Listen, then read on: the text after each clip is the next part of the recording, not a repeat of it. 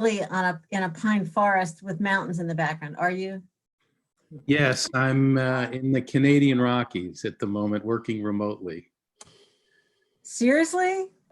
Well, in my Hi, dream, Buttercup. in It my looks, Chuck, I don't think you're really in a pine forest. It looks good, Chuck. thank you, thank you. Yeah, I'm in my Okay. cabin on a cruise ship. It looks like I got the best price on a cruise. Anyway, are we streaming? I shouldn't have said that live. okay. It looks like we are live streaming the IDA and the Development Corporation meeting for today. Okay, welcome everybody. I'd like to call to order the April 8th meeting of the Tompkins County Industrial Development Agency. And I believe we have quorum. Thank you everybody for coming. I hope everybody is well. First item, privilege of the floor. Do we have any statements or comments, Heather, that want to be read into the record? We really don't have a method to take comment live, right? No, but I did not receive anything via email either. Okay, has anybody else received any comment from the public that they'd like to put on the record? Okay, any additions to the agenda? Oh, Anne, go ahead.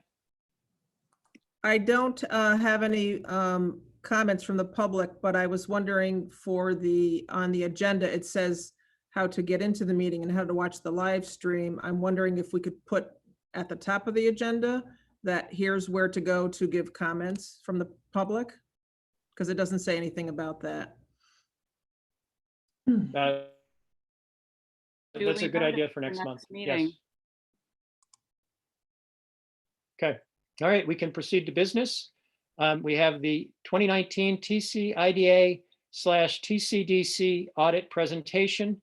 And I would prefer that we talk about both audits at the same time. So turn it over to Heather and Leslie and Evan. Welcome. Leslie Spurgeon with Insero Company, and Evan Cleveland is the manager on the engagement. Hello, everyone. So I'm going to try and share my screen with the executive summary. We'll start with the executive summary. Actually, we'll be working primarily off of the executive summary. Okay. Okay. Can everybody see this? You were breaking up a little bit, Evan, but we can see it. Okay, good. And you notice that this says draft all over it. That's because we're still waiting on a couple of the companies to get their information in so that Ina can wrap up everything that she needs to do with Paris. So as soon as we get the rest of that information, then we can finish and finalize the audit. And without that information, there are some footnotes that we can't completely update. So, you know, they're not complete as well. Excuse me. Anyway, so the executive summary starts out with a little bit about the nature of the organization and the relationship with the Development Corp. And then we go into the synopsis of the audit itself. So we issued 2 audit reports under for this engagement. The first is the independent auditor's report on the statements themselves. We've given you an unmodified opinion, and that is the highest level of assurance that you can get in a financial statement audit. The second auditor's report, and we call it a report, it's not an opinion, but it's our report on internal control over financial reporting and compliance under government auditing standards. And we had no instances of non-compliance and no internal control weaknesses. And as you can see, we have a management comment letter, but it really is just resolving the issue that we've been raising for several years about the independence of the board members. Any questions so far? Any questions about the audit process itself? Okay.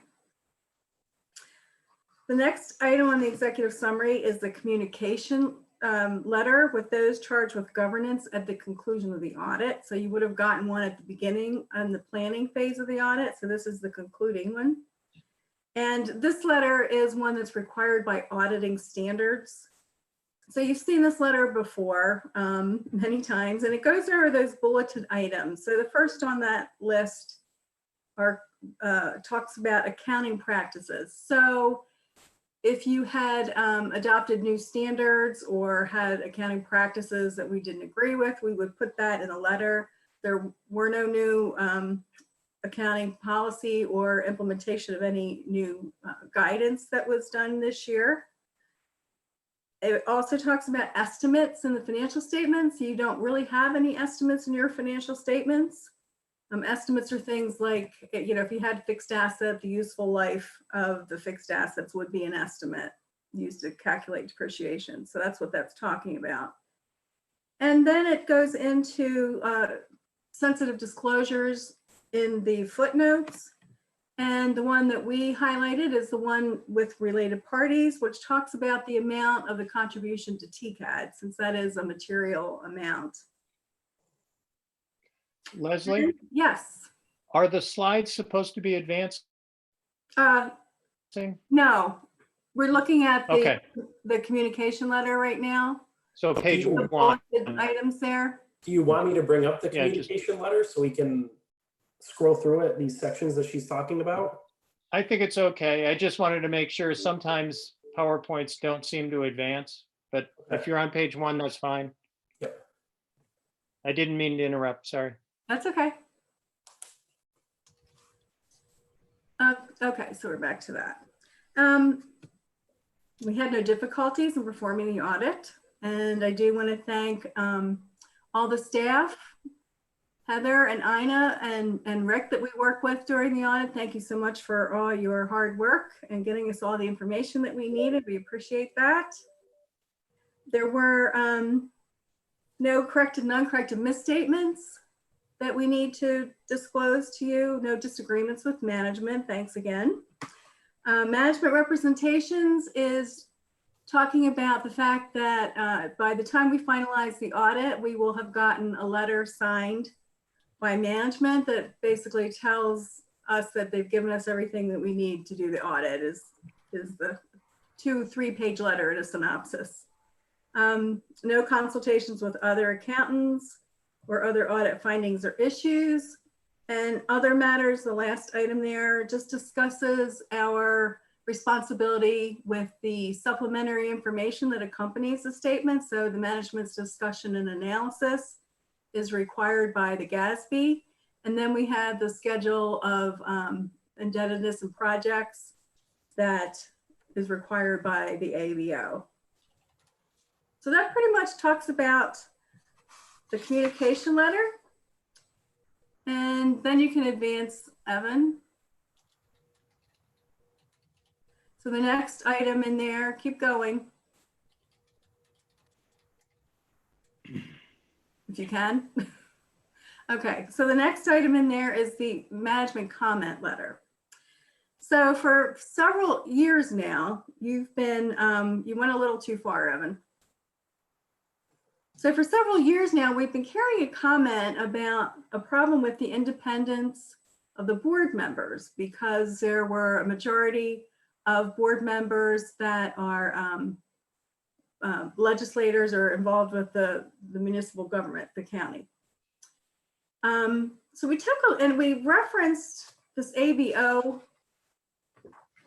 policy guidance, this memo. And so we decided to take a closer look at that this year. And what we found was that a board member who is, I'm just going to read this because it's easier. A board member who's a member of the legislative body, the county, or holds a policymaking position with the municipal government is considered independent so long as the public authority does not pay the municipal government $15,000 or more for products or services provided by the municipality. So that means that you are all independent. Now, it does go on to say that it's a best practice not to appoint a majority of the board members from the county. But it doesn't say, it doesn't forbid it. So we're considering that comment resolved. And we'll take that out next year. Any questions about that? Okay, because that's been, I don't know how many Martha years. has a question.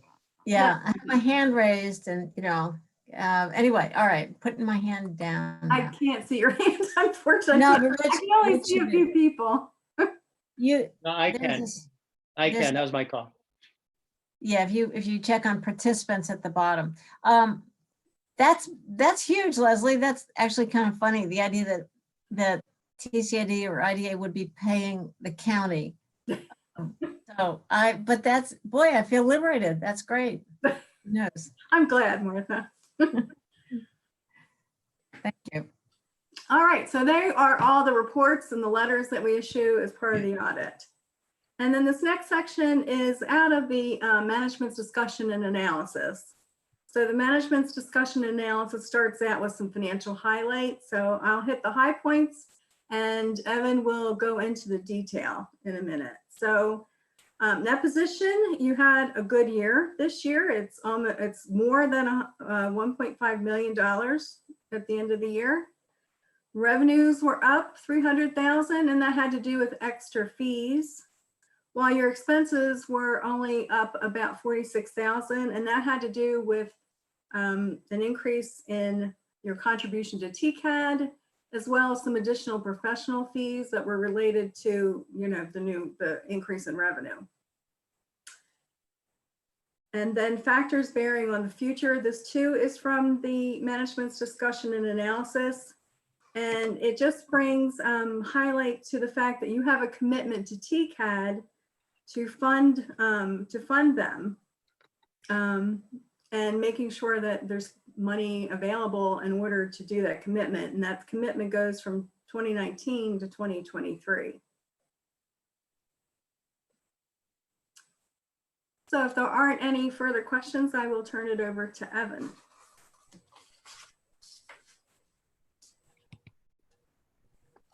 Okay, so this next page is a 5-year financial statement analysis for combined TCAD and TCDC, or TCIDA and TCDC, excuse me. Total assets, as Leslie said, in total net position were a little over $1.5 million. So you can see 1.2 million in cash and cash equivalents, and had a year-end receivable of a little over $280,000 that was related to the timing of a pilot fee for Ithaca Art Haus LLC. So that was received subsequent to year end, which is why it's sitting in accounts receivable. Had a very minimal amount in accounts payable related to professional fees, $9,800. This ended the year in total net position of 1.5 million. Total revenues for the combined entities was a little over $900,000 in administrative fees and minimal interest earnings of $800, resulting in total revenues of $928,000. Total expenses were up a little bit from prior year at $433,000, as Leslie said earlier. An increase in the contribution to TCAD and professional fees were the reason for that increase. So all of this resulted in a positive change in that position of $494,000 this year. Okay. So All right. the next few pages are the Industrial Development Agency and Development Corporation split out, which shows you the IDA had total assets of a little over $1 million, had the account payable and unrestricted net position of a little over $1 million. You see the administrative fee receivable Evan? is for the IDA related to the pilot. Evan?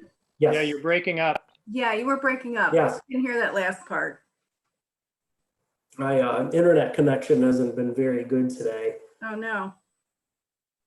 So the IDA had total assets of a little over $1 million as well as net position. And you see that cash was about 700,000, and that's where the administrative fee receivable related to the Ithaca Art Haus LLC pilot was. At the bottom of the page, we have the Development Corp. We had total assets of $548,000 and unrestricted net position of that exact same amount. Very small increase from the previous year, which we'll get into on the next page.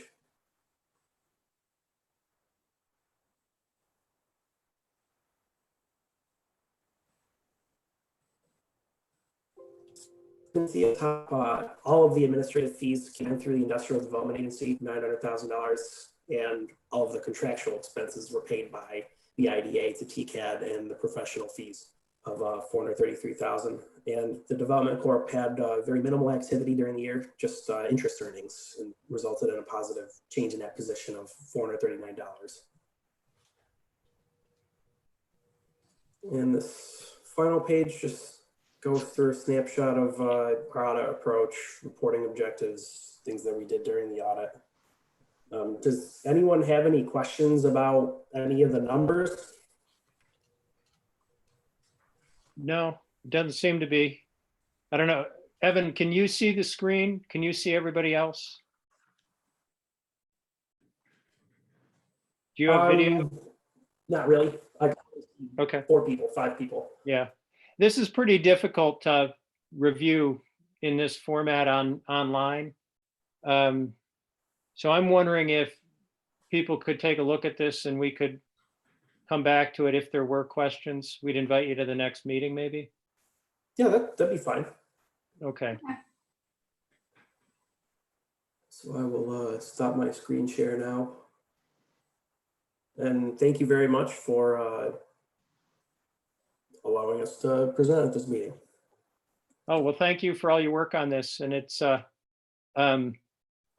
quite a project to try to do this with the COVID-19 interfering.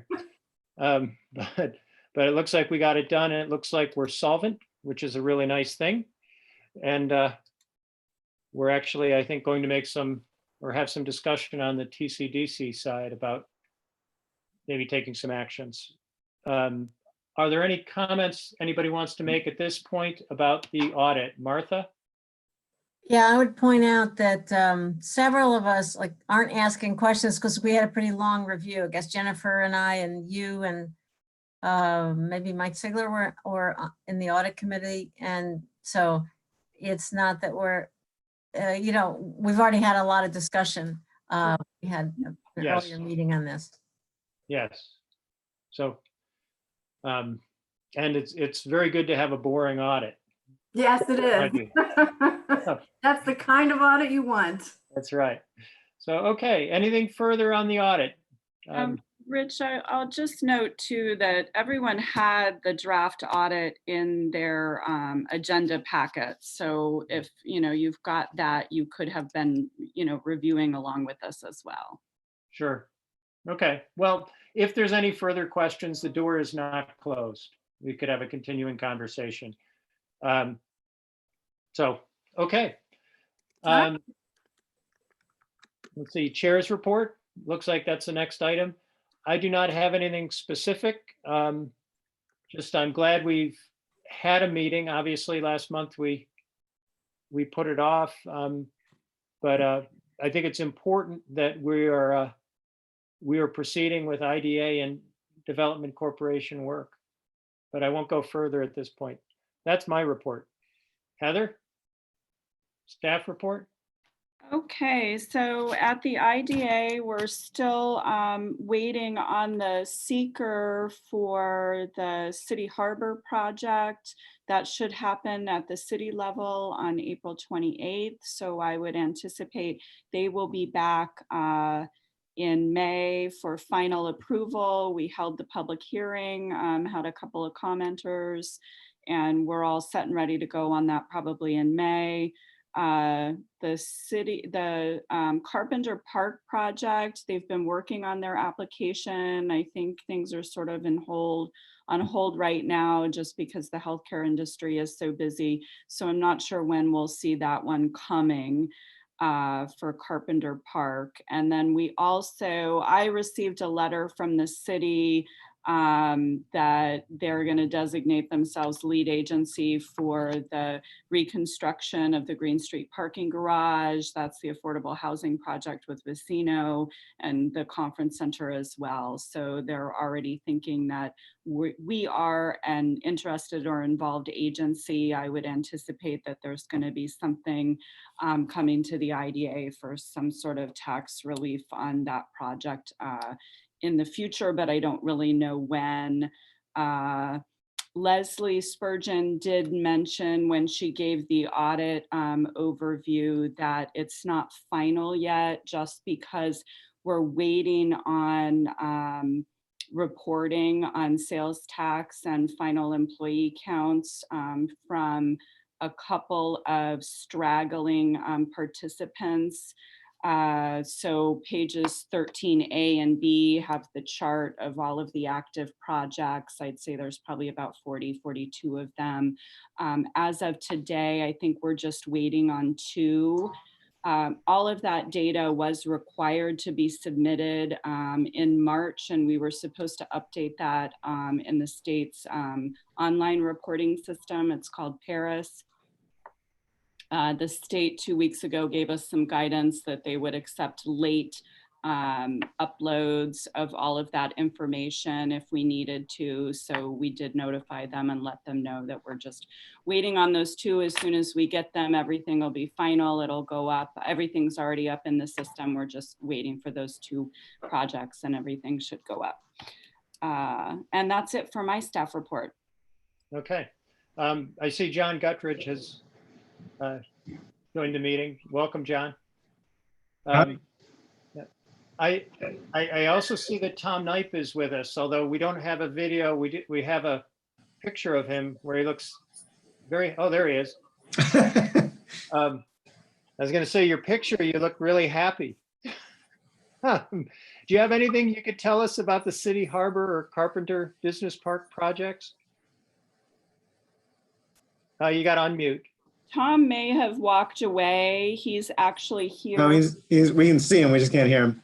Yeah, There he is. he's at the beginning of the meeting. He did say that he's here for the funding request to the Development Corporation for the Emergency Recovery Grant Program. So he may not actually be listening right at the Now, moment. Heather, he's on and he's unmuted.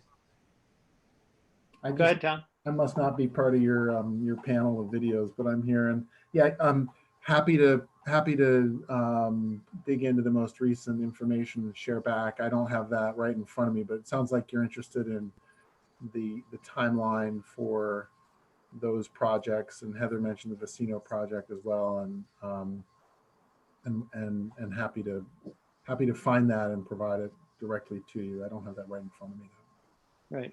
I guess my question was more general. Are projects proceeding through the city processes? Yeah, Yes. the planning board is still meeting, and we are continuing to push forward on all projects. Absolutely. Great. Okay. All right. Anything further on? Oh, Laura, you had a question? Unmute. Just remembering to push the various appropriate buttons. I did want to comment that the Planning and Economic Development Committee will be meeting tonight, and one of our agenda items is the Route 13 break-in access at 5th Street, and that relates to the Carpenter Business Park. So that will be on our discussion tonight, and we will decide whether or not to circulate it to others in the city. Thank you. Okay. Any questions for Heather on her report? You ready to move on? You know, I mentioned, I thought we hadn't had our last meeting, but it was a different meeting that we didn't Oh, have. Martha has her hand up, Rich. IRL down there. Martha, go ahead. Okay, thanks, Rich. Thanks, Heather. Is it the TCDC meeting or an IDA meeting? This is Right. IDA? This is IDA. Okay, all right. Well, I guess whichever. A question maybe to both Heather and Tom is about whether projects are in construction are going forward, about, for example, Herald Square, and also about the Economic Recovery Cabinet or something that we've heard about. If we can get a couple of words on that, it'd be great. So 2 questions are Herald Square and this other group that I've heard about. I can answer on Herald Square. The project is paused, no construction's happening there. It will cause a delay in opening. Latest we heard, they are hoping to be able to return to the work site as soon as the restrictions are lifted, and still hoping to be able to have people moving in September, but that's dependent upon them being able to start work again, and it's a financial hardship to the development group as well, but they are planning to get back to work just as soon as they're able. Do you know how much of a delay they can tolerate and then still sign people up for September? I don't know that specifically, no. Okay. Then you had a question about the economic cabinet. Right. Yeah, and I can report in terms of other construction projects. So essential construction continues for any essential business, and there are specific things that have been deemed essential. So I know that Emmy's Organics is finishing up their construction in their new facility. Because Emmy's is an essential food producer, their contractor was able to continue working there. He's only got 2 or 3 people max on the site at any given time. I did hear from 327 West Seneca, Todd Fox and Vism Development's 12-unit project. They are gearing up to start construction here in the next month or so. And that would be considered an essential project because it is an affordable housing project. So a couple of things are moving forward, if not, on a very small scale. The Economic Recovery Cabinet, the mayor and I called together a group of representatives from a wide variety of sectors. We do have representation from city staff as well as the Tompkins County Legislature and county staff. There's about 20 of us participating right now. That group is meeting every other week to update one another on what's happening specifically in different sectors as we move through this pandemic, identify any current needs, and then starting to talk about needs over the long term as we move into recovery. We've also got a group of what I'm calling the economic development, community development, workforce development service providers group. That's a smaller group of actual service providers.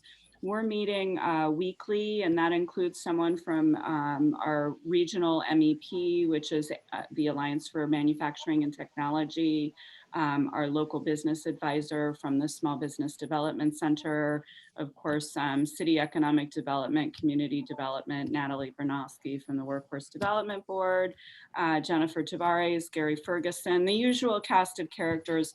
We've been meeting weekly to sort of divvy up tasks and identify current needs. And then I think next week we're meeting weekly. We're gonna focus next week on talking about planning for recovery and putting together a larger strategic plan for that. But that group has been really great. What we've done is Jennifer volunteered to put together a business survey that we are going to send out every couple of weeks. We've sent it out twice now. The DIA, TCAD, and the Chamber have sent out that survey to all of our constituents to get real-time information and identify what's going on with businesses and where their needs are. So that should be going out again next week. We put together a small group to develop a county-wide small business grant fund, which you'll be looking at a request for funding today.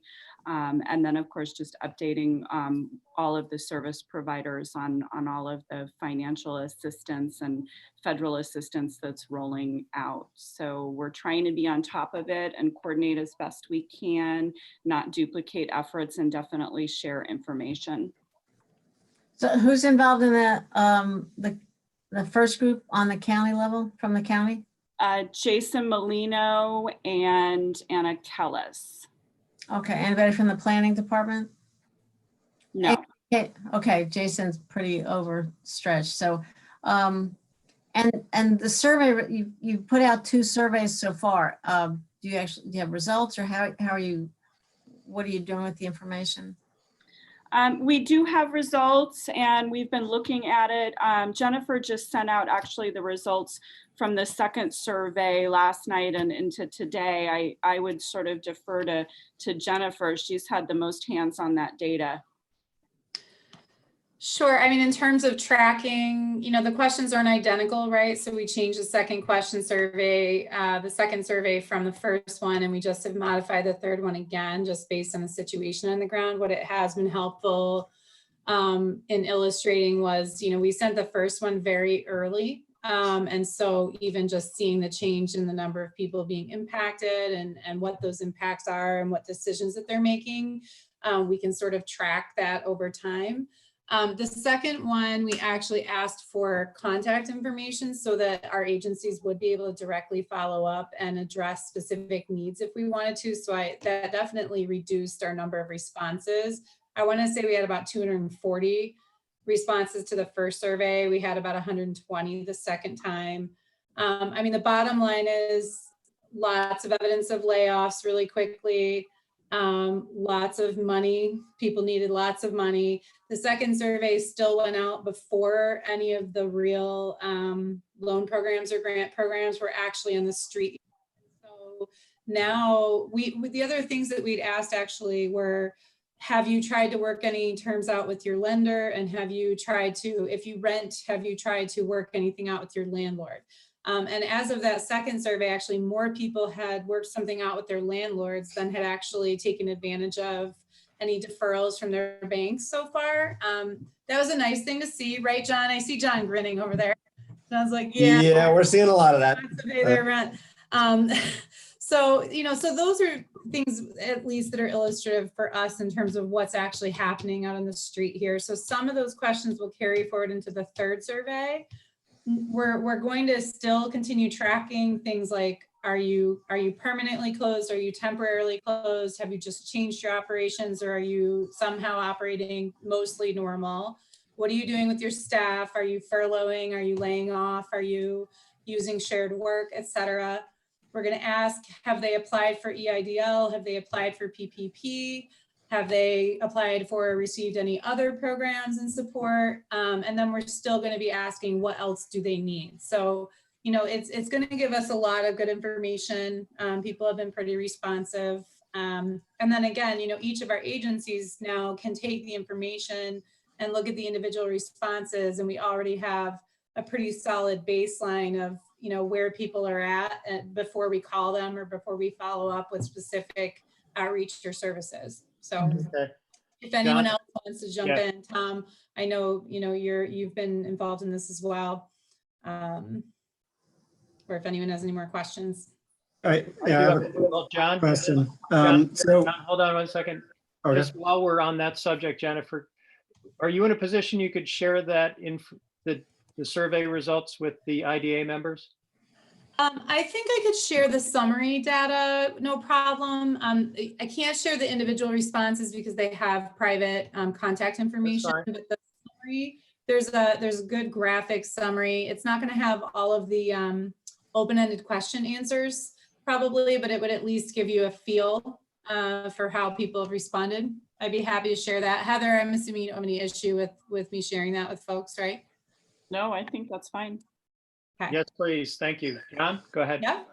Yeah, so apropos of the survey data, one of the things that came up when we were discussing this at the DIA Business Retention and Development Committee was really, it seems like surveying the businesses at the, you know, across the entire county and understanding how many of them were trying to get some kind of government assistance and were having a hard time with it. Would be valuable for us to advocate with, you know, with state and federal government to try to actually see if we could help that assistance come through for those businesses. So I'm wondering if we can, do anything to increase the response rate, whether that's like actually, putting a volunteer effort together to reach out to individual businesses and try to get them to directly respond, and then make sure that our data helps us understand, is anyone actually hearing back on EIDL? Who's getting approved for PPP and through what channels? And then can we use that to sort of, go to whether it's, Tom Reed or Chuck Schumer or somebody and say, like we have 300 businesses that have applied and nobody's heard back or anything like that. Right now, all we're really seeing is anecdotal data on those kinds of things. I don't know if you have any better insight on that than I do. So I know that we shared today in our resource providers group between TCAD, the DIA, and the chamber that, we're reaching out to our constituents with individual phone calls and connecting with folks and getting information that way as well. The reality on PPP and EIDL is that nobody's hearing anything yet. And everybody is fully aware of that. The systems are crashing, the systems are overloaded, the banks don't have, the right application information that they're intaking. I wouldn't say the system is a mess because that would be unfair. But the Less than system, optimal, perhaps. the system is definitely overloaded, and everyone's working as best they can to try and get relevant information out there and to help customers to apply. The lenders are working 14-hour days right now, trying to get all the application materials ready, and things that are changing by the minute even. But I'd say Tom Reed and everybody is definitely aware that nobody's hearing back. Nobody's getting, the grant money within 3 days from the EIDL application or anything like that. And we were on our call with Lindsay Wolf from the SBDC. She's doing phone calls and emails, providing technical assistance and information for people that are interested in applying and don't quite know where to go. And she recognized that too. She's got a direct line to the SBA, and, they're just moving as fast as they can, but recognizing that they're probably not going to get approvals on PPP or EIDL, at least for another week or two. Okay. Just to your point though, John, there is a question. We're asking if they're applying for it, and we're asking whether they've been approved for either any of these things yet. And so, we could take it a step further and be like, are you having trouble getting through to anyone? But we know that, the vast majority Everyone of people, is. yes. Yeah. So I guess I would just back up what Heather said. I feel like we're asking for enough information to give us an idea of where things stand with people. But definitely thanks for that feedback. Gary gave us directly, the things he felt were most important to include in this round of the survey, and we've taken all of his inputs. Yeah, the other thing that I was getting at there, though, is I was wondering if there was anything that we can do to increase the response rate to sort of make sure that you have better data coverage. I know that within DIA, a lot of our membership isn't very technically savvy, and a lot of them are also, they're worried about, sharing data with surveys and like what that means. And we were actually thinking about, setting up a group of volunteers to directly call our membership and the survey over the phone. And I'm wondering if we could do something like that across a broader base, if that would be value in that. Sure. I certainly You know what? If I jump could out interrupt, because they don't want to provide their info. I think Yeah. We can talk more about it. this is John. all a good discussion, but let's take that offline. Yeah. Tom, you had a question? I see you, Martha.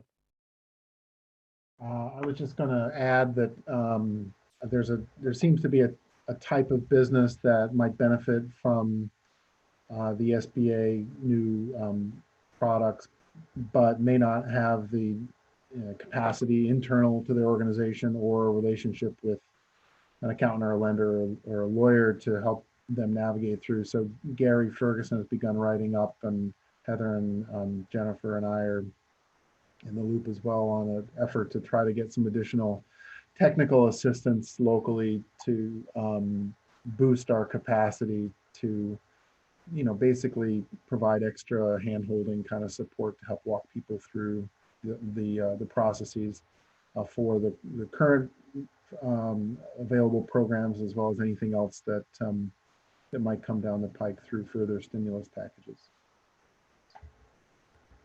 Okay. All right, you were working up a bit, but I think we got the gist of that. Martha? Thanks. I wanted to just say that survey is terrific. And maybe next time you send it out, can you make it optional to include your identifying information? It sounds like if that was the barrier that dropped your responses by half, is it an option whether or not to identify yourself? I mean, we could consider that. We made the intentional decision to ask people to disclose because we can't really help them if we don't know who they are. And it's really difficult to follow up. It was definitely, more optional the first time. I'll talk to Heather and Gary and Tom and see, what they feel about that. I mean, the actual response information is not going anywhere but to the 4 of us, and we can, we've sent multiple reminders to people too, just to John's point. Everyone's not going to respond in the first try. It's a 5-minute survey. Most people can do it in a heartbeat. They can do it from their cell phone or their computer. So I don't think technology is probably the biggest barrier, but all good feedback. So thank you for that. Yeah, the other thing is just it's a reminder that try locally to get the help you need from your landlord or your lender, because I mean, everybody should truly understand that whether it's unemployment or the SBA, these are systems that we would never justify carrying the capacity to answer 5 million applications a week. So that is something that nationally it is what it is. And if people can get the help they need, the relief they need locally for starters, that's really probably the most strategic way to go. And also just, I think the History Center, maybe Rich, you know about this, trend is collecting sort of stories and wants to at some point be able to document this historic period. So it would seem that this kind of information, of course, without identifying information, would actually be a really interesting part of the story of our community. So I love the fact that you're doing this and you're getting such good responses. Save it for the History Center. Okay. Yeah, we're certainly living through history right now, sadly. But let's move on through history. We have minutes from our March 11th meeting. Do I have a motion to accept the minutes? Anna moves. Do I have a second? John, thank you. Okay, all those in favor, just raise your hands. Looks like we got unanimous. Good. Okay. And motion to adjourn. I guess I should first ask any other business. I think we don't have any, so I'll take Ann moving and John seconding. All those in favor of adjourning, raise your hand. Okay. Unanimous.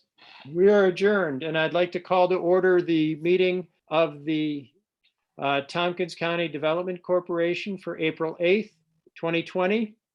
And I assume, just like with the IDA, Heather, we don't have any public comment that has come in. But I like Ann Corman's suggestion that we put that on the agenda, how to register public comment. So proceeding to new business, we had the audit presentation. I think next up is the Ithaca College bond refinance application. I see William Guerrero is with us. Or he was, there he is. Yes, welcome. And Heather or William, if you want to do an introduction here. Sure. So we do have Bill Guerrero, who's the Director of VP of Finance at Ithaca College. This is an application just to refinance existing tax exempt bond debt that's held by the IDA. It was issued when the IDA still had the ability to do that. What this would do is actually extend their payment term and lock in a fixed low rate, saving them money over the longer term. Bill is here to answer any questions that you might have on this application. Of course, it will go to a public hearing and then be back for approval next month. Okay, does anybody have questions for Bill? Ann? You have to unmute. Thank you. So I just had a question on, see, I guess it's our packet, page 3 or 4. I'm not sure. There's 2 different numbers at the bottom. But where it says section 3, project description and details. And in the box, it says extend the maturity from 2026 to 2050. And in lieu of this was for construction, renovation. Is that an issue as far as the lifespan of the construction that was done? Hi, Ann. Thanks for the question. Appreciate it. Yeah, I mean, this is very, very similar to what we did last December in 2018 in refinancing or refunding an existing bond. All this is just a movement of spreading out the term, reducing our taking advantage of the interest rates to improve our cash flow over the next 5 years, in particularly, certainly as it flushes out over the lifespan of the bond. But as it relates to what the bond initially financed, there's no additional investment going into those with this. There's no new money related to it. It's just purely refinancing it. Right. Okay. I guess my question had more to do with, I'm sorry if I didn't answer your question. just that it looked like the original maturity was 2026. Yep. And so I'm just wondering, moving it to 2050, would that correlate with also the lifespan of the construction and the renovations? Or would it exceed that? Yeah, no, now I understand. I'm sorry. Yeah, I mean, we, within the college's finances, we take our deferred maintenance very seriously. So whatever the projects was originally, when this bond was issued in 2005 for new buildings or renovations and so forth, we keep them up to par with annual capital budget process. And so there's no issue or challenge with the current existing status of those properties that this initially invested in. Thank you. Yeah. Hey, Martha? You have to unmute. Keep doing it the wrong way. Hi, Bill. Thanks for dressing up for the meeting. Appreciate that. I'm looking at packet page 8-9 is the employment page. And first off, this is great for IC. Are you able to share what your interest rate is going to be compared to what it is now? Yeah, I mean, roughly, we're still, as you guys were talking about a lot of the things that's going on in the economy. Our partner is going to be, it's going to maintain with TD Bank. And, as we've gone through the term sheets to get to a point of a commitment letter, which is what I'm hoping to receive, any hour, they are so backlogged, as well as everybody, as you know, in the community, dealing with liquidity throughout all the other institutions, not just higher ed, everywhere. And then also managing the PPP, and managing those applications and how they're supporting the community. And so that's kind of created a little bit of a backlog.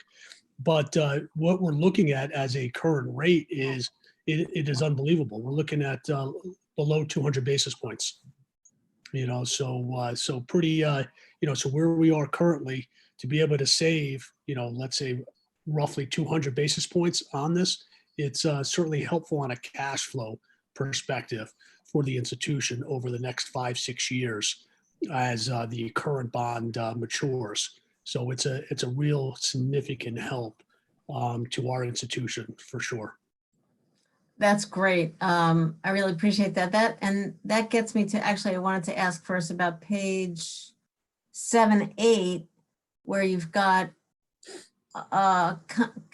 mortgage recording tax benefit, and then complete for bond applicants without bonds and with bonds.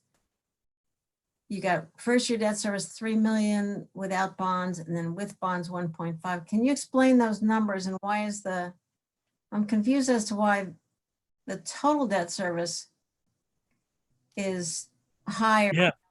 Explain those 4 numbers there. That'd be great.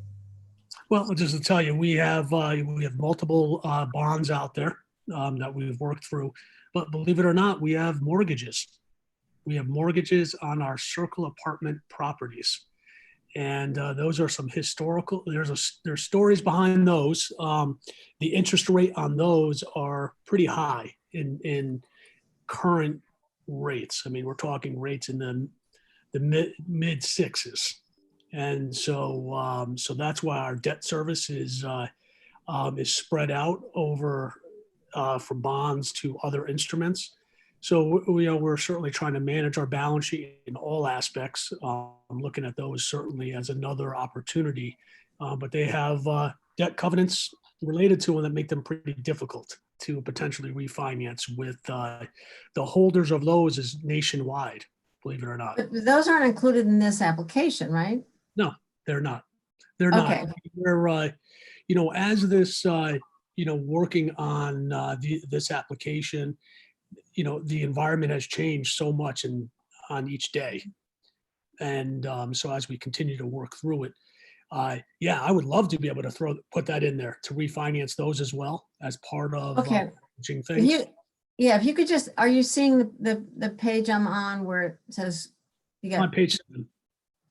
So Martha, I yeah. think the numbers I see it. here, probably his payment with the bond is less because the interest rate is less, but because they're extending the term out so far that the total payment will be more Okay. over that longer term. Oh, looking That's at my assumption there. Yeah, top of page 7. Yeah, absolutely. That's exactly Okay. what it is the stretch out. So, really what we're seeing overall, let's say for the term of it, and obviously how many of these bonds actually go to full term, the full 30 years or so. Our cash flow savings projected right now, if this materializes over the first 6 years of this refinance, as an institution, we'll save probably around $25 million in cash flow. Really significant, but we take it across the full 30 years, we would actually pay out a little bit more, but the initial first 5-6 years. So great question. Okay, got it. All right, that was what I was confused about. Thank you. The next page down where you've got your employment chart there. Could you describe professional? What's that category? That's only $54,000 a year annual salary. What kind of jobs are those? When you say when it's average, when you're average in those classifications, and typically those classifications could be how like workers' comp do those classifications. But when we talk about professional salaries, you have certainly breaking up of management and clerical. On the professional side, you have our dining staff, you have facility staff, you have all those that are professional, you have admissions counselors, you have all the different admin assistant positions that fall into those roles. And so that's where you see that average dollar amount of $54,000. And certainly, as you know, in your connections and understanding in all of our prior conversations of affordable housing and so forth, you're making $54,000 really difficult to live in the community. Right. And so we're definitely conscious of that.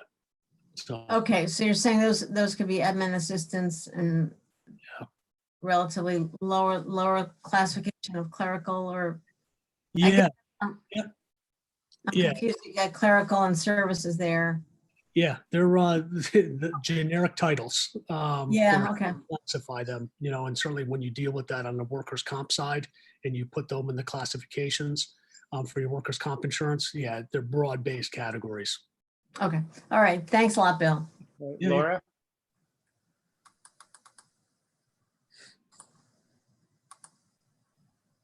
No, my questions have been answered. Thanks. Okay. Anybody else have questions about the Ithaca College application? Great. So are we ready to vote to send this on to public hearing? Ina, I think you actually need a motion first. all right, right, yeah. So can I get somebody to move it? So move, Martha. Thank you. Laura seconds. Okay. So are we ready to vote? All those in favor, raise your hand. Unanimous. Thank you. Okay. Thank you. And thank you for joining us and stay well. All right, thank you. You're all. welcome to stay in the meeting if you want to see vital community action happening in real time. Our next item is on page 17 of the agenda. It's the ARC Power Grant for Rural Broadband Match Request. Heather, do you want to introduce that? Sure, I've got Chuck Schwerin and Kurt Anderson from TCAD. They have been working on this ARC Power Grant. That's part of the piece to repower the power plant owner and develop a data center. They need to bring in broadband. A private company will do that. And they've applied for this federal ARC grant to do so, and they're looking for a little bit of match. I'm going to turn it over to Chuck and to Kurt. Thanks. Thanks, Heather. So actually, TCAD technically is the applicant to the Appalachian Regional Commission Power 2020 grant solicitation, which is due at the end of this month. And it's part of a $100 million investment that Huga Data Juice is making to repurpose the power plant. And it involves a 17-mile broadband trunk line going from Ithaca up to the power plant, which will allow the data center to function, mission critical to the success of the data center. And the private entity cannot apply, so we are the applicant. Part of this process is securing third-party grant. So we're requesting $50,000 from TCDC to augment a $350,000 match from Huga Data Juice to match the 400,000 plus that we are requesting from the ARC. Sort of just the other attributes are that you know, it's going to potentially benefit businesses and residents sort of within at least a 2-mile radius of this trunk line, which should have significant economic benefit to the area. And potentially add 100 plus union construction jobs and 20 to 30 ongoing full-time equivalents at the data center. Kurt Anderson, who recently joined us, has been instrumental in pulling this together. And Kurt, did you want to add anything? Yeah, sure. Thanks, Chuck. Thanks, Heather. As Chuck said, it's an $800,000 plus grant ask. Important to show local match. Huga Data Juice is one, but we really need a local match. Essentially, a $50,000 commitment from TCDC would be matched 15-1, which is a pretty good rate of return. Essentially, it's very simple. It's the trunk line from Hanshaw Road up to the operating plant. We'll put out an RFP as part of this for installation of the line. It's running in existing right-of-ways. No new work is needed. aside from just 90% of its aerial, 10% is buried. And then a third party to be determined will actually own and maintain the line. So we've been in communications with First Light and also with Southern Tier Network about enabling the last mile, quote unquote, to houses and businesses, of which there's 17,000 units, whether they be businesses or individual dwellings within a 2-mile radius of the line. So essentially be, though not part of our project, it would open up accessibility for rural areas that currently do not have broadband. Yeah, just to reiterate, this is what's called dark fiber, what they're laying down, and then a third party will light it up and own it and maintain it. So it will not be the data center that owns the line. Okay, we have a series of questions. I have one to start, which is, I assume this would be contingent, that if the grant didn't come through, this money would get reabsorbed. Yes? Okay. Let's see, I have Martha, Laura, and then John. So Martha? Okay, thanks. Yeah, so the business itself is putting up 350,000, is that right? You said it says Cuga Data Juice providing 350.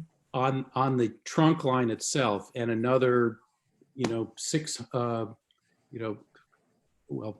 as I said, the whole project is about $100 million investment. Right.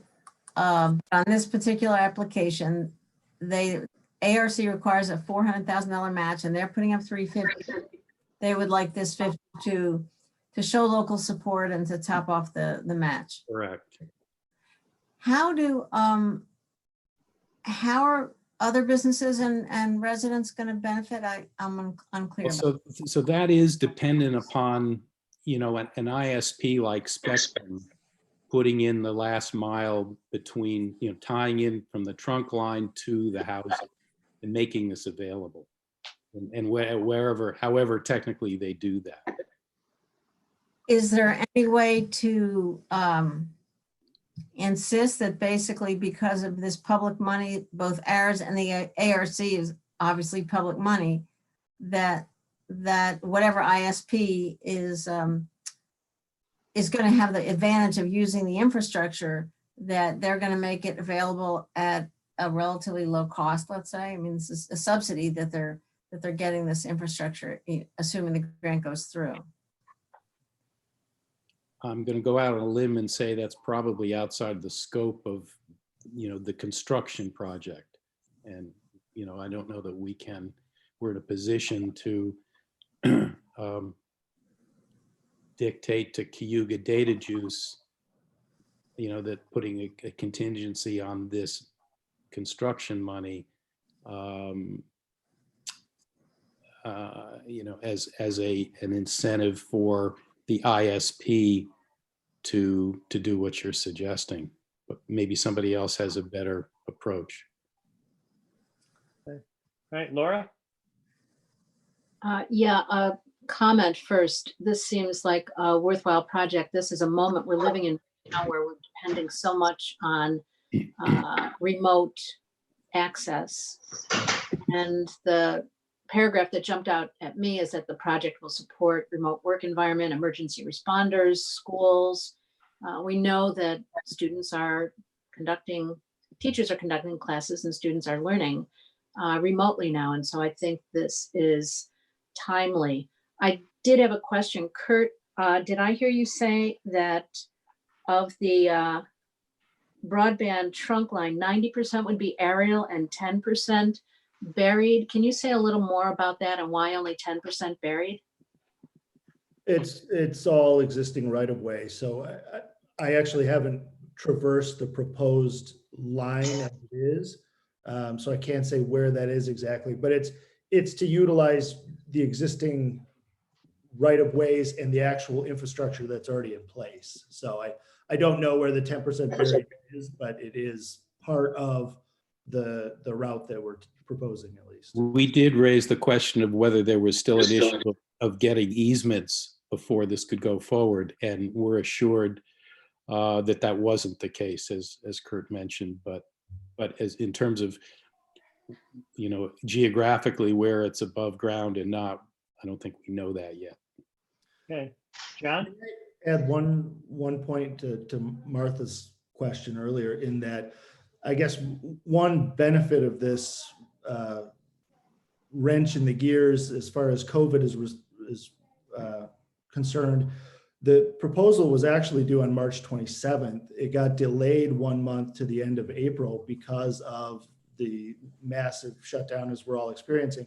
So it actually gave us some time to retool the proposal and really include a lot of language about the possibility for work at home environments, from learning remotely. Though again, not part of this project. Project partners include obviously Cayuga Data Juice, but TCAD and CJ Randall and Lansing. So I would agree with Chuck that it's probably outside of the scope to negotiate an exact deal, but project partners are very picky about who they want to work with in that area. But because of this delay, we've actually been able to revamp the proposal to say, not only does it serve the $100 million investment of the data center, but a big part of this is going to be an increased focus on that last mile of finding a partner who will increase broadband access for those folks in rural Tompkins County and Lansing. Okay, all right, John? I just wanted to clarify, you had said that the actual asset itself of the dark fiber infrastructure that's being built is being transferred to the ISP partner. So they'll actually just, once this is done, they'll just give the fiber for $0 to the ISP. Is that accurate? It's going to be put out to bid. Who will have the right to light it up? Well, but I mean, so there are a couple of different components here, right? There's the actual dark fiber asset itself, the physical glass that costs nearly $1 million, right, to get installed. And then, there's somebody who's got rights to light it up and traverse it. And, essentially, I'm curious if the fiber itself is being transferred to the ISP partner as part of this deal, or if that's remains someone, Cayuga Data Juice's asset or whatever. Yes, it's post this transaction. I'm sorry, what is post this transaction? However the transfer is going to work, again, is outside of the scope of this. All the grant supports the construction, the laying down of the cable, period. But without any sort of conversation about what happens to that cable after the fact. Correct. That's an interesting question, though. And not I mean, conversation. a hugely valuable asset. I mean, this fiber is incredibly expensive to build, and opening up access for multiple different parties to light it. I mean, you pull one strand of fiber and 96 strands of fiber, it's all the same thing. You can put 64 different wavelengths on a single strand. So you actually could have multiple providers all operating on the same glass. But if it's all transferred to Spectrum or all transferred to First Light, then you lose that opportunity to do that. And they would then need to build parallel infrastructure in order to get competing ISPs in this service area that all these people are in. So, I mean, I don't know if we have this tiny little piece in this, we probably don't have a lot of influence, but if we had any, it would be pretty powerful to say this should remain at least a pseudo public asset, or an asset that's open to multiple carriers. Well, I think it's a great point, and we'll certainly, dig into it. Again, it is this particular grant solicitation, which is very similar to one that was won last year in just a bit south of us. The key points that ARC is looking to address, one is mitigating negative impacts from a transition away from the coal industry. And second is to help the proliferation of broadband. So those are two major boxes that we're checking here. They just don't speak to that next step that you refer to, but it is an opportunity, and we'll certainly pursue it, see what leverage we might be able to retain. I mean, if the grant were written such that fiber remained in public hands, or there was operated under some agreement that would allow other providers to compete on it, that would go a very long way to doing a better job of actually expanding broadband access. Because, it's like you can't get Spectrum to pull a fiber to your house, but you can get First Light to say, well, I'll go a mile into that nearest, Right. that nearest thing, or maybe Clarity Connect will do it. It's like if you have the ability to put multiple providers on the glass, that's a really, really big opportunity to make sure that we're actually delivering, more broadband to more different businesses and homes. No, that's a very helpful comment, and I've written that down. We have a weekly team call. We're far along in the proposal. Again, I don't think the structure of that transfer is necessarily part of this project, but certainly worthwhile mentioning in the proposal about public access and competition. I will put that on the top of the list for this week's meeting. Thank you. With that in mind, are we comfortable voting today? I'll move this if I think this is great. Okay, John moves. Martha, did you have a further question? Or are you Well, seconding? well, I'll second for discussion, but yeah, I want to follow this up, and I don't think this is a minor point. I mean, Cuba Data Juice is investing not only 100 million in the project, but 350 into this piece of it. So I don't have a question of them not having skin in the game. But when you say transfer to an ISP, does that mean hand it over? Does it mean a lease? Does that mean sell it?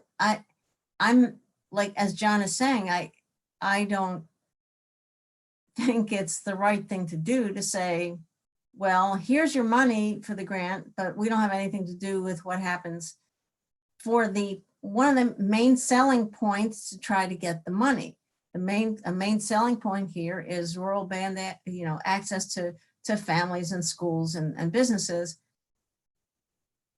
Therefore, I think we do have leverage, and I would make my vote contingent on insisting on something more accountable. So are you, I guess I'm feeling, what does the word transfer mean as you use it, Chuck? Well, here, the winning applicant to do the construction, my understanding is, will own the fiber.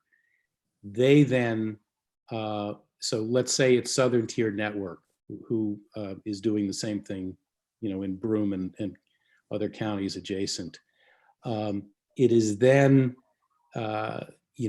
their determination as to who's going to light it up. So that negotiation is with whomever is owning the cable. So we can, I believe, speak to this in terms of how the RFP is written for who is going to be the winner of the construction project.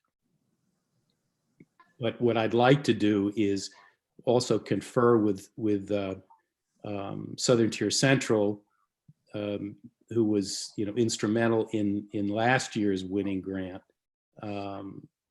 and determine how they dealt with this issue with Southern Tier Network. So Okay. I guess. I still didn't hear an answer to what does transfer mean? Well, transfer means that the owner negotiates with an ISP to light it up. And the owner is whoever actually builds it. Correct. So I think what we're trying to say is that Cuba Data Juice is not going to own the fiber That's line. correct. That's correct. Okay. But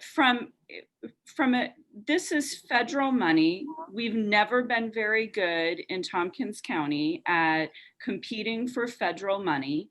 We have a really good application from an economic development standpoint. This is $100 million project that puts a parcel that's nearly unusable back on the tax rolls, and has significant economic benefits.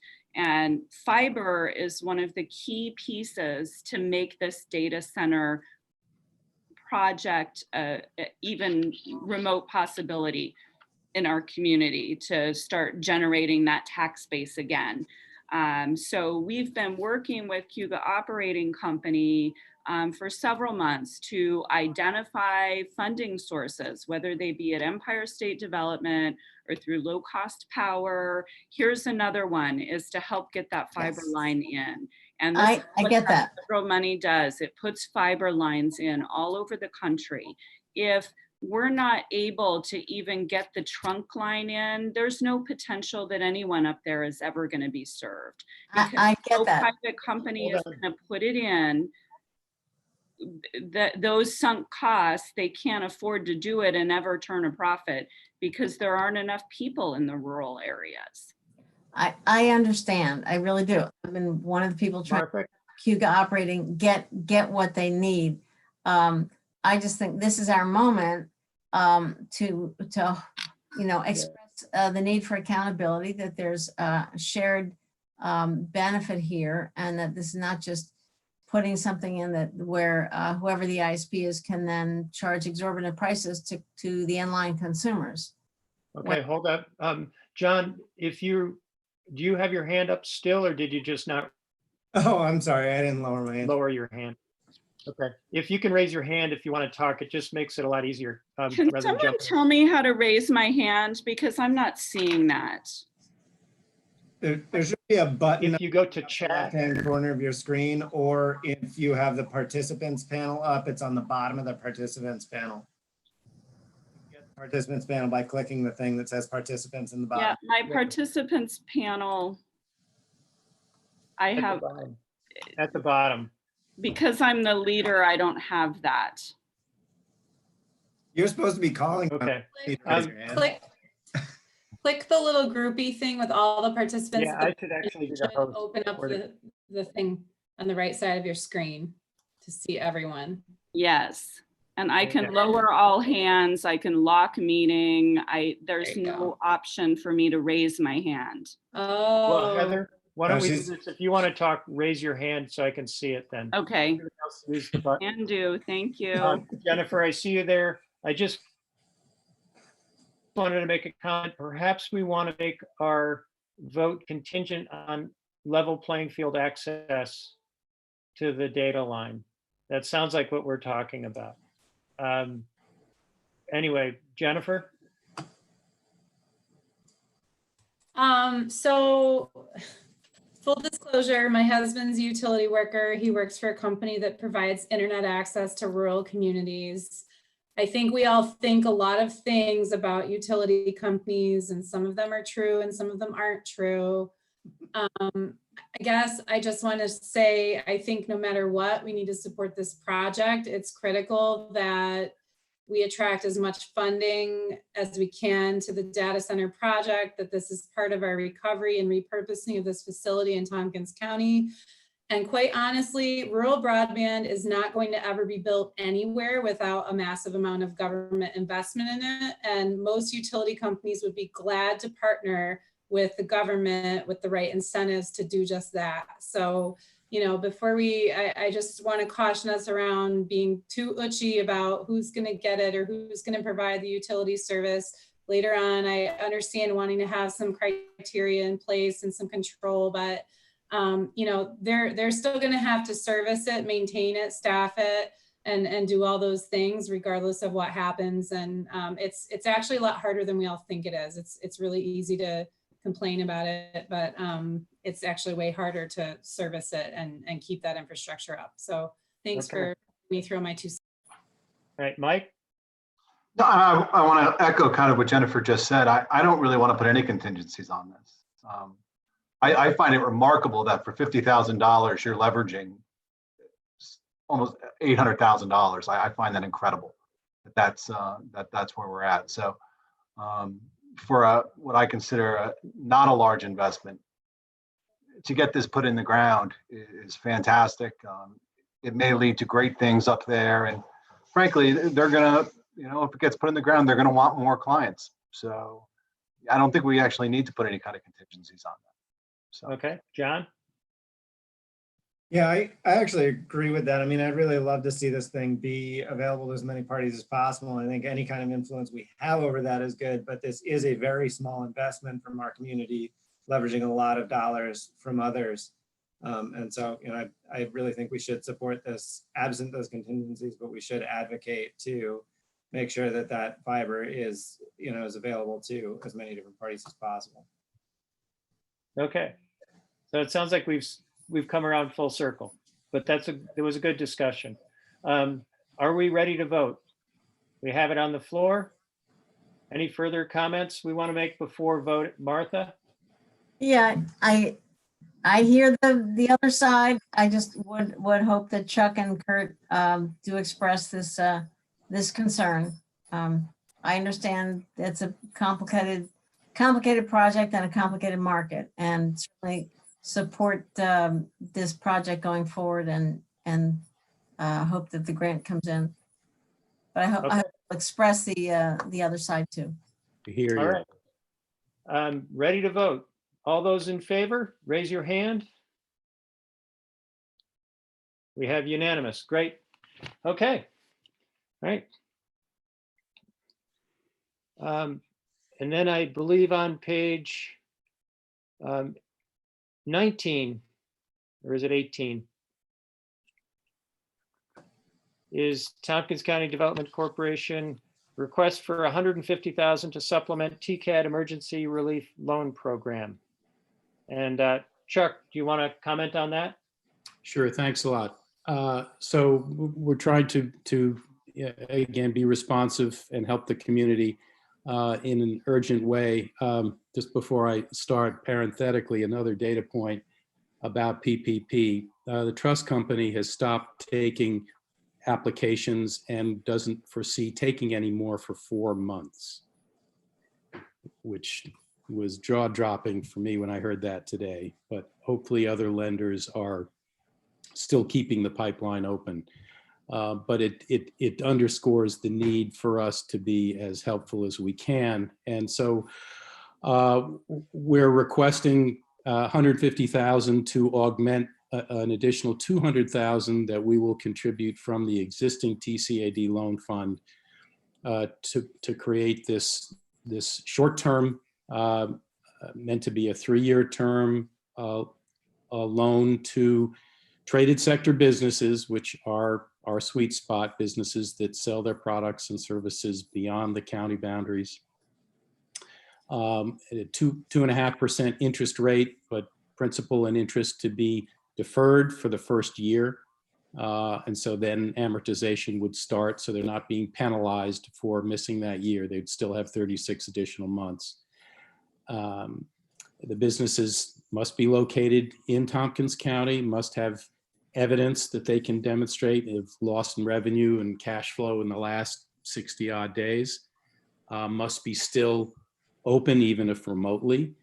And we're not imposing any cost to apply or to close. So TCAD will absorb the document preparation costs, and our fervent hope is to process everything in 7 days or less and determine whether a commitment letter is warranted, and then deliver the money in a closing within the next 3 days. And so it's pretty ambitious, happy to take any questions on that. Okay, Mike. Just wondering, Chuck, I mean, I understand this is going to supplement other money that you've already put there. Is this going to be enough? I mean, I don't want to send you out there to do this without enough money kind of idea. So we're setting sort of the maximum at 50,000, assuming that the average may be about 25,000. The purpose is to backstop operating expenses, backstop payroll. If PPP takes a while to kick in, folks are going to need to float payroll and benefits.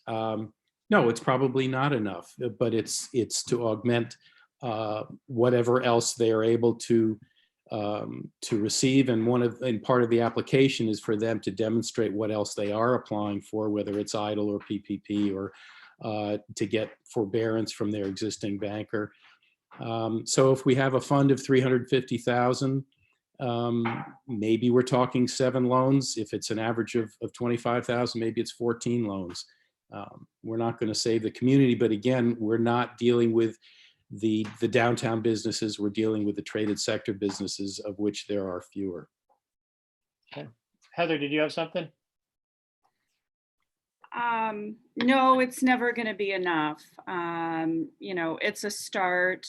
Of course, we'll be looking at other recovery funding as the next wave comes through from the federal government, and hopefully the state's going to step up and provide more local resources, whether it be countywide or region-wide. We're set up in our region to take those kinds of funds. But I am trying to be conscious of, at the same time, balancing the need in the community right now, longer term needs, and also the fund balance at the IDA.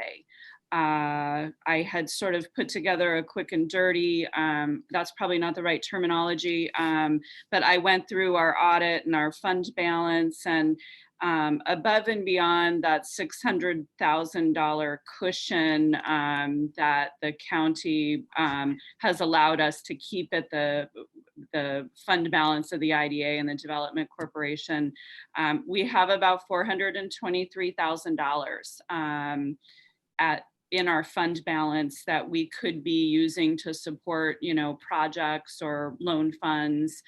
Today, you saw the Cuga Operating Company request or for the ARC Power grant, and then there's these two different loan funds. So, you know, in the whole scheme of things, $423,000 may not go very far. Yep. You're right. It's part of what makes right now really scary. But certainly this seems like a sensible step we can take with the available funds we have to try to help these poor businesses that are, I can't imagine how panicked they are. Let's say we have John and then Martha. So John? I was sort of wondering if okay, so we think we're gonna write like maybe 7 of these. How many total businesses are there within that traded sector?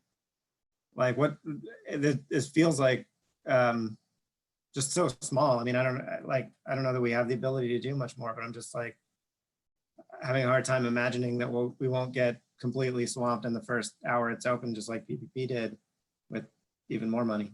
Well, and our anticipation is that, you know, all of these relief programs will come and they will close very quickly. And we're not going to be able to help everybody. Yeah, there's hundreds of businesses in that traded sector. A good majority of them are probably too large to avail themselves of this. It's going to make a little dent for a couple of companies. What I've been seeing and monitoring other communities around the country, as close as Syracuse, as far as Galveston, Texas, have put out these loan programs and they have closed applications within a week.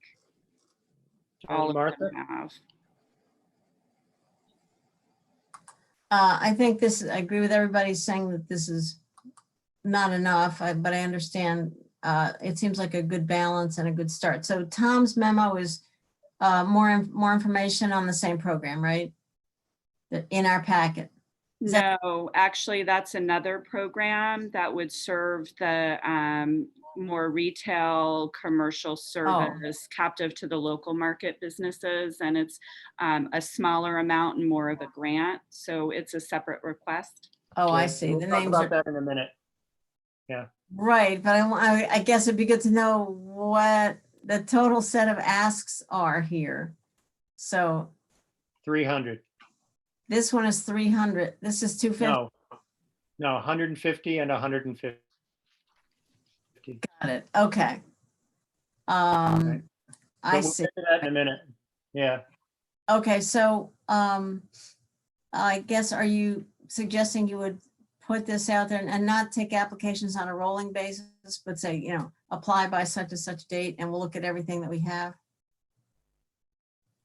In other words, we're going to take applications and approve them on a case-by-case basis. And when we're done, we're done. We're not going to accept and then look at a number of them over a period of time. okay. All right, I certainly support this, and we have to do whatever we can, and this is a good start. Let's do it. Okay, Laura? Yeah, I agree that this is a really good thing to be doing. And as you're commenting, I think, Heather, you've seen from other communities that similar programs, they open up and then they close within a week. I did have a question about how applications will be reviewed, and it sounds like that will be on a rolling basis. Once the money is used up, it is used up. I have a question on how this opportunity will be conveyed to businesses. Our plan was to put out put this out on our website and probably an email blast indicating that this is available, and asking folks who are interested to email one of our other staff folks who's going to be kind of the gatekeeper in determining who might be qualified, and then sending them a fillable application that they can do. It's a one-pager. There certainly are documents so that we can do some underwriting. It will be streamlined, but we do want to see certain more recent financial information, as well as, again, proof of the fact that they are hurting, that they are still open. We want to see evidence that they're retaining employees. It's going to be streamlined, but we want to do it as efficiently as we can. Okay, Jennifer? Could I just ask a follow-up before you go Okay, to go ahead, Jennifer? Laura. I Go just ahead. wanted to come back. I just wanted to come back to John's question. Do you have a sense of how many businesses might qualify? How many businesses would fit into this sector? How many may qualify? Well, vastly more than we can handle. Traditionally, our funds have been primarily allocated towards small manufacturing and high tech. I expect those will be, the folks that we're going to hear from. Okay, Jennifer? Thanks, Rich. So I'm trying to remember, I know TCD for a little while had some funds that weren't being accessed, and correct me if I'm wrong, Heather, did you have to return some of those funds to their source or put them back in some pool?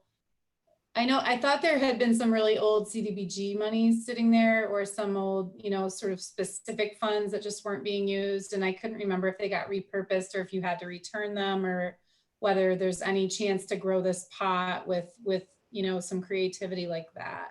So we've pulled about $200,000 out of our existing loan fund program. We do have a little bit more balance that we've been working on a pre-revenue early stage startup company opportunity fund. So we wanted to have at least $200,000 to capitalize that fund. And then that almost wipes out what we've got in terms of balance at TCAD. We did have some funds from the USDA Rural Development that when Ithaca Beer paid those off and refinanced, we elected to voluntarily send those monies back. That was about $200,000. We sent it back to the USDA. There are a lot of strings attached with USDA money, and it had we weren't sure that we were going to find good applicants in a small period of time with which to turn those funds over again. In hindsight, had we known 6 months ago that this was going to be happening in our community today, we probably would have elected to keep those funds, but we didn't. Right, obviously. So I hear everyone's concern about,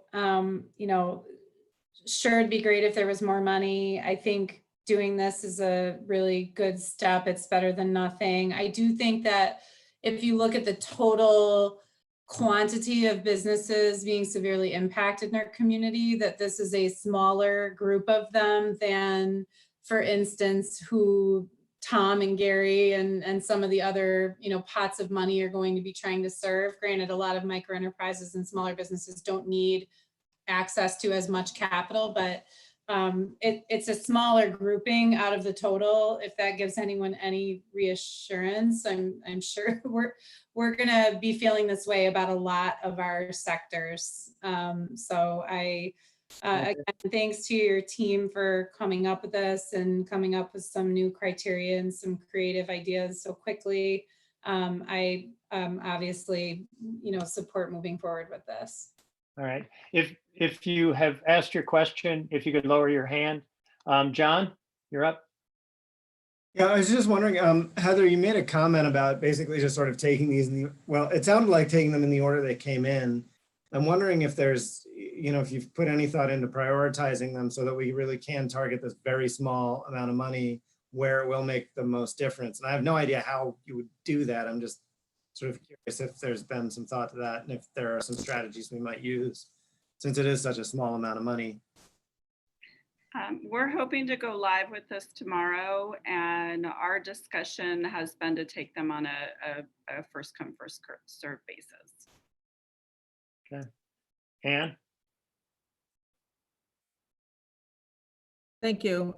So one question I had regarding what folks were saying about getting the information out, wondering if it would make sense to post this in the local papers or some broader way besides an email, because or maybe I need explanation on who's going to be included in that email.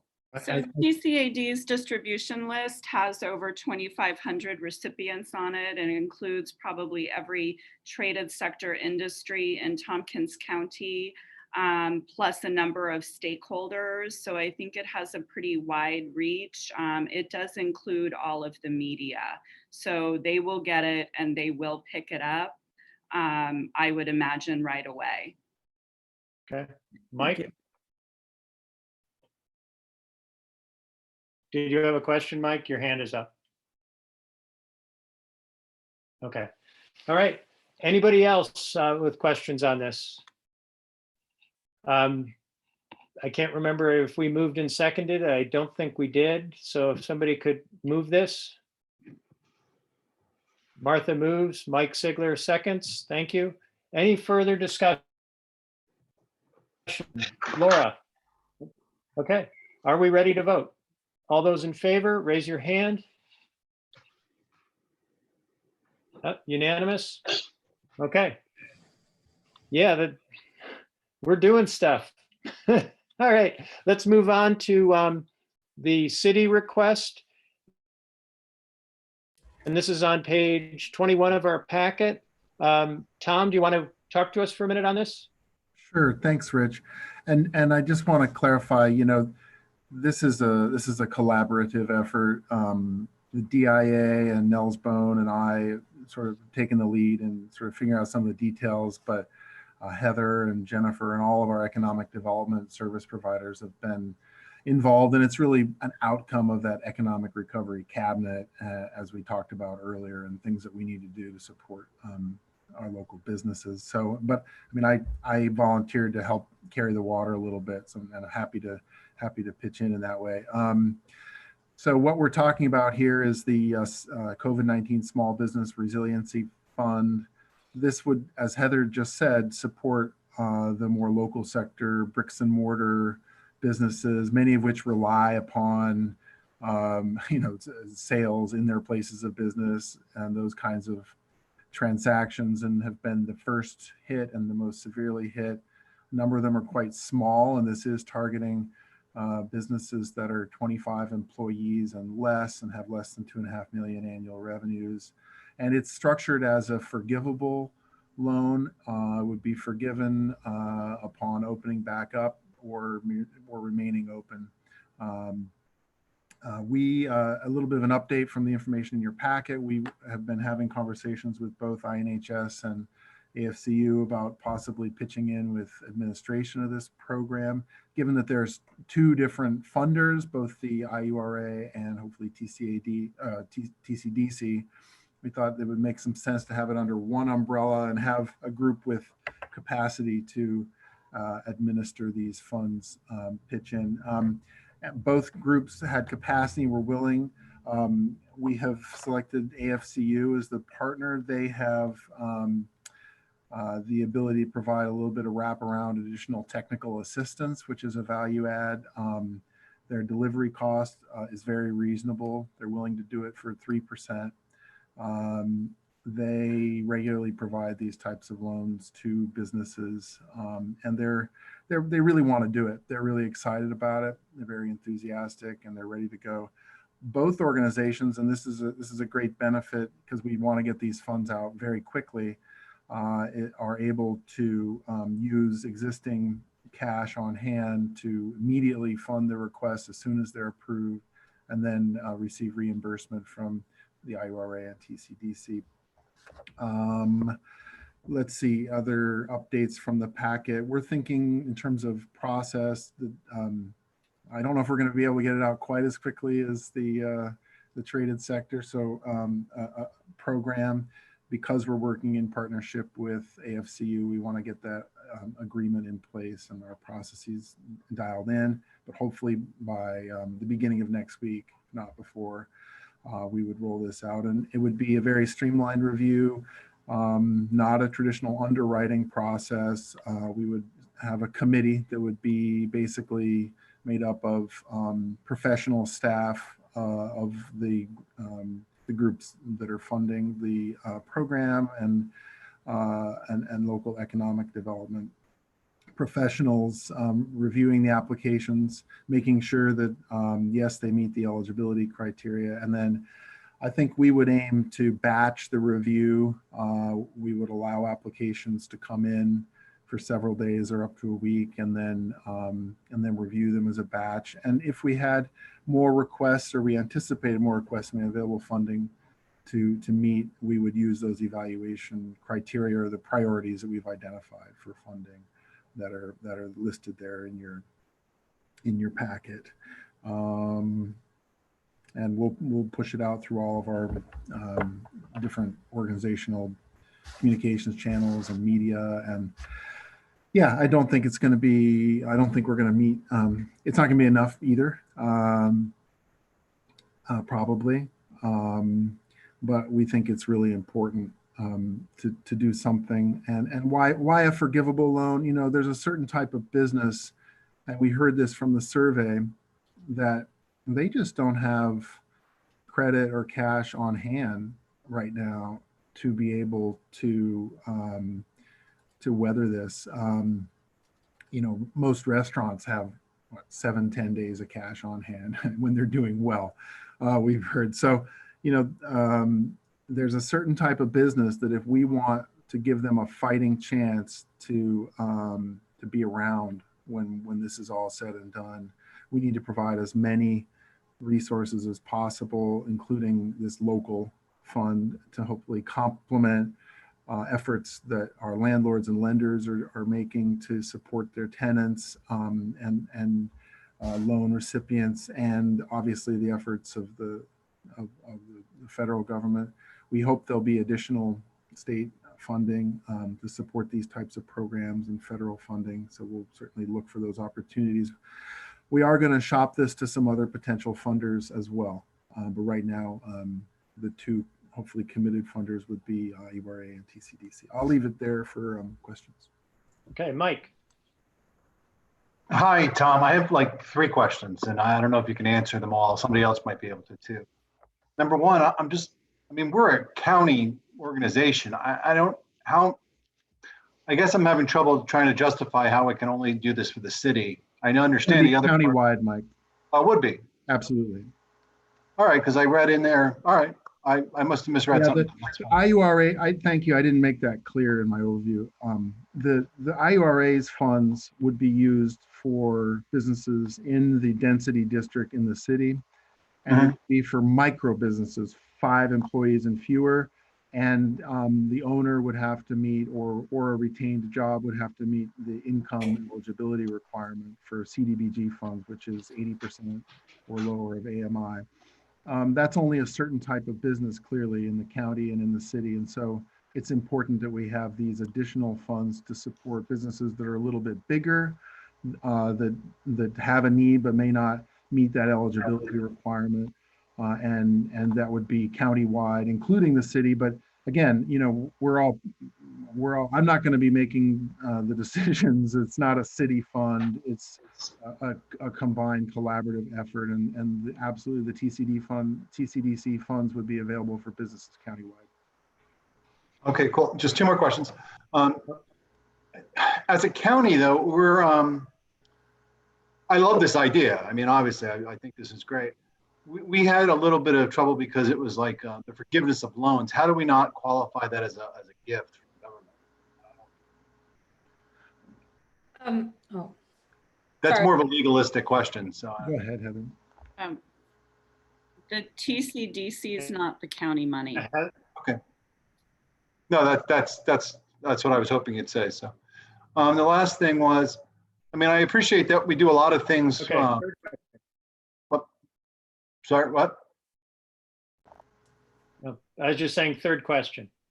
Yeah, sorry, that's it. I know we do a lot of things geared towards minority and women-owned businesses, but I'm not sure if that's appropriate in this specific kind of, in what we're trying to do here. I don't know if that's actually appropriate. Well, it's certainly not an eligibility requirement. What we were trying to do in listing that is, you know, we have, if we have to make decisions about who gets funding and who doesn't, we wanted to be able to lean on some objective criteria. And we felt that that was an appropriate criteria among others to look at. All right, thanks, Tom. All right, Ann?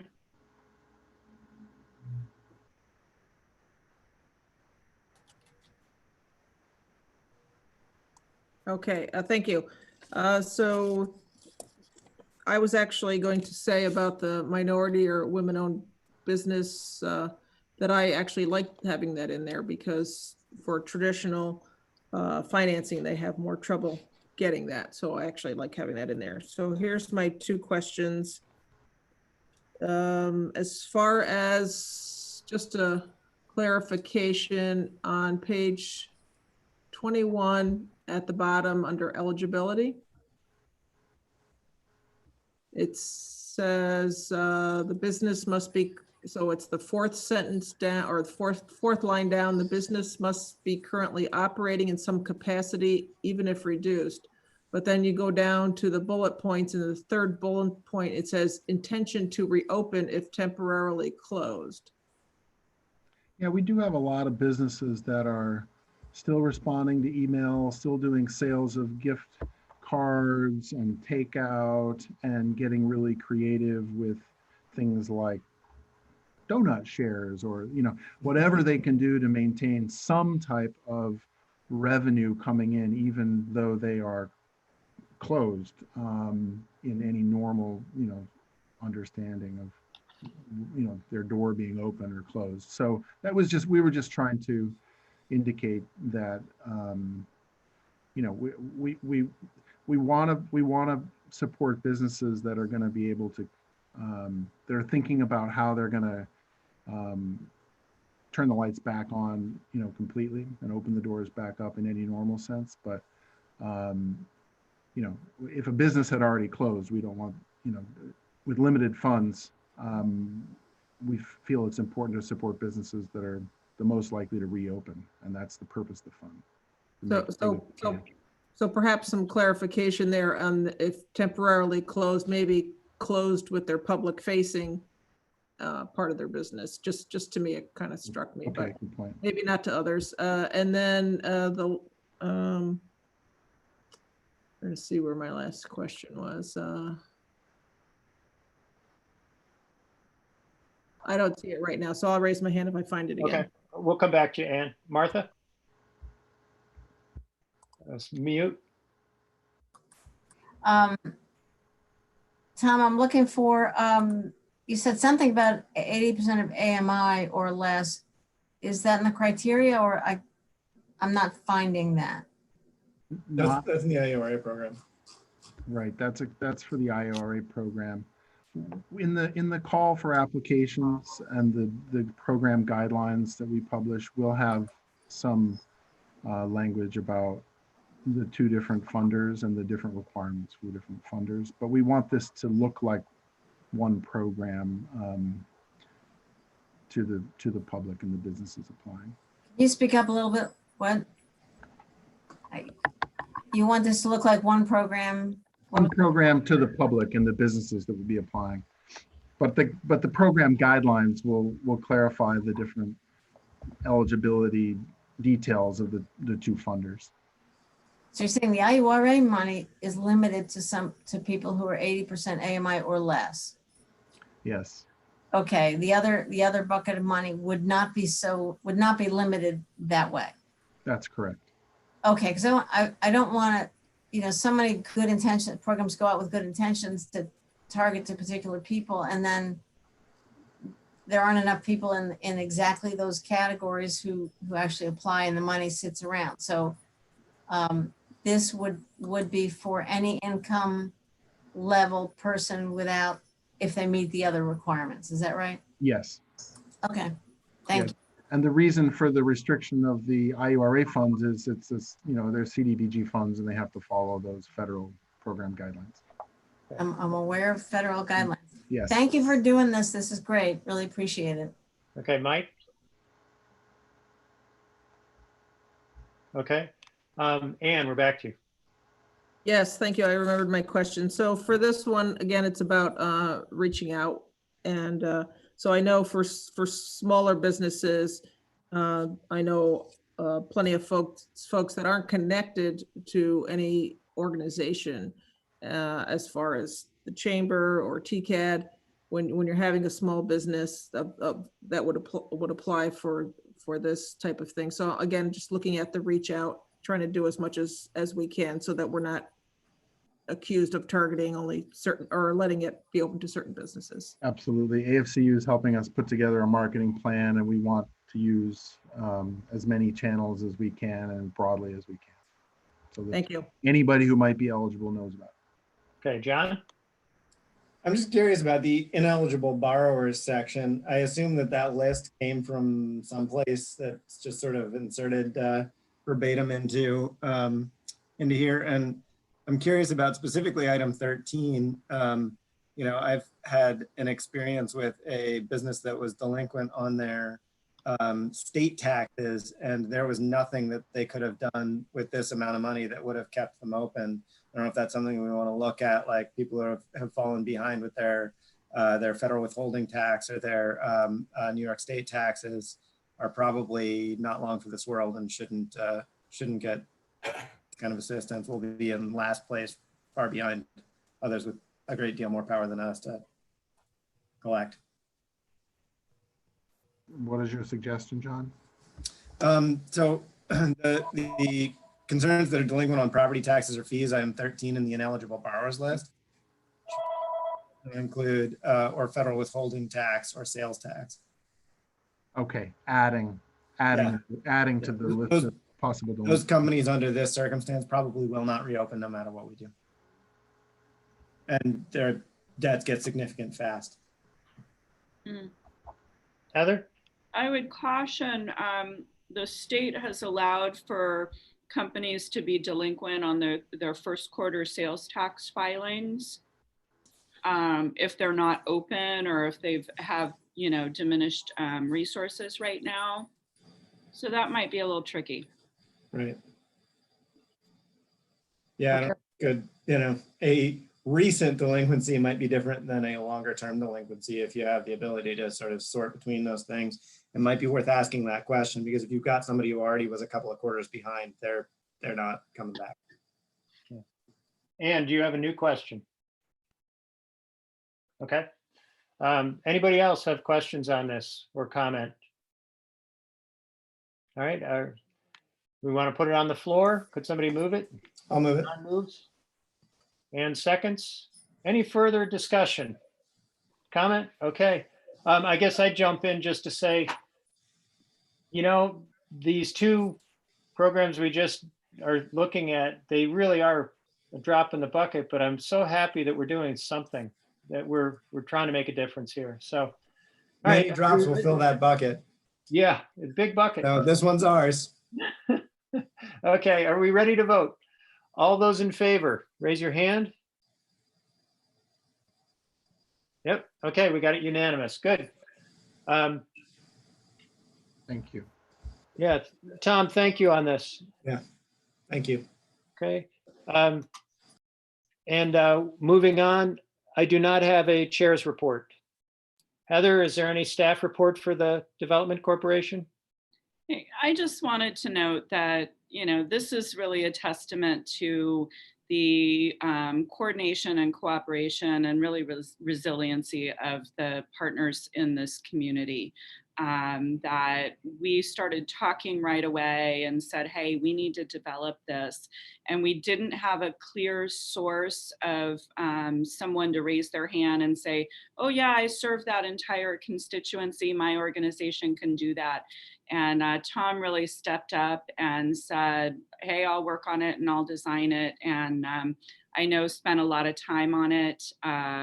And I think it was great that we were able to come together and get this out in a relatively quick fashion. And thank you so much to the Development Corporation really for supporting both of these. I know it's little, but it's going to make a big difference for some. Yeah, it will. Okay. We have approval of meeting minutes from March 11th, 2020. Can somebody move that?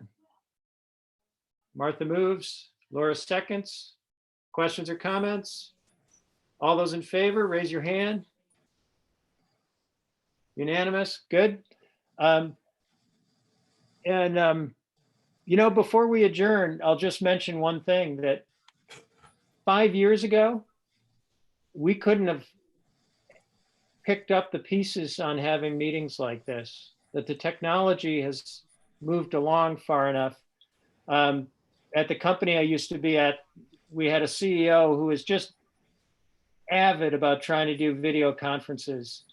And the technology was, it just stank, that there were all these dropouts and delays, and it was hopeless. And I didn't think this was a too painful meeting. Maybe you guys are all sitting at home going, oh my God. But you know, thanks for taking your turns and making it work. So good. Do I have a motion to adjourn? Martha moves. John seconds. All those in favor of adjourning? Rich? Wait, no, Martha wants something. Oh, you want something? She had her hand up. Ah, Yeah, I just want to say, Heather, did you work on this with Jim Blizzard, or how did you get, because you had the special requirements of of public access too? Jim was going to set me up to do it from the legislative chambers, and I pulled in Margaret Frank on my staff, and I was just texting her to tell her thank you so much for figuring out how to get us from Zoom to YouTube and get all of that figured out. So kudos to Margaret Frank for taking us the last mile. That's fantastic. I mean, these are, you know, the invisible people that we think this is magic, but it's not magic. So great, thanks to Martha. Okay, good comment. So we were in the midst of voting to adjourn. Could I see a show of hands? Yep. And the screen froze, but okay, yeah, there it goes. I thought everybody wants to continue. You were just talking about how good the audio was, Rich. Well, you know, it's dramatically better than where we were. And that is really fortunate, that if this had hit 5 years ago, business and government would be in a much worse place. So here we are. Take care, everybody. Stay safe.